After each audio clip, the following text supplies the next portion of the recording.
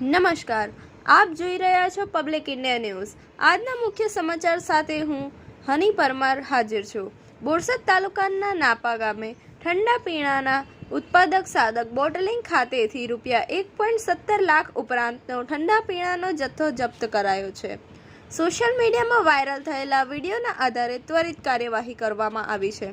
આણંદ જિલ્લાના food safety વિભાગે social મીડિયામાં ઠંડા પીણાની બોટલમાં જીવાત મળ્યાનો વિડીયો વાયરલ થતાં સાદત બોટલિંગ ખાતે તપાસ હાથ ધરી નમૂના લેવાની કાર્યવાહી। ફૂડ સેફ્ટી વિભાગે બોટલિંગ પ્લાન્ટમાંથી કુલ 4 નમૂના લઈ પૃથ્થકરણ માટે મોકલ્યા છે। 1.17 લાખ રૂપિયાના જથ્થાની જપ્તી।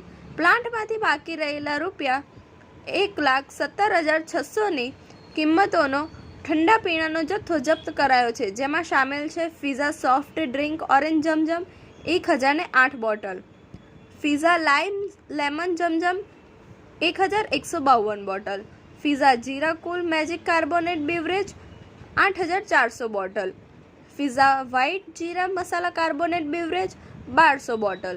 Improvement notice. ફૂડ સેફ્ટી વિભાગે પ્લાન્ટમાં તપાસ દરમિયાન જોવાયેલી ક્ષતિઓને સુધારવા માટે ઇમ્પ્રુવમેન્ટ નોટિસ ફટકાવી છે।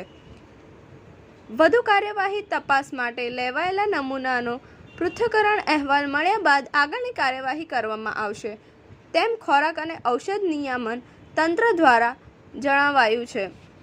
આણંદ જિલ્લામાં ફૂડ સેફ્ટી વિભાગની આ કાર્યવાહીએ લોકોમાં જાગૃતિ અને ખોરાકની સલામતી પ્રત્યેનો વિશ્વાસ વધાર્યો છે। વધુ અપડેટ માટે જોડાયેલા રહો પબ્લિક ઇન્ડિયા ન્યૂઝ સાથે।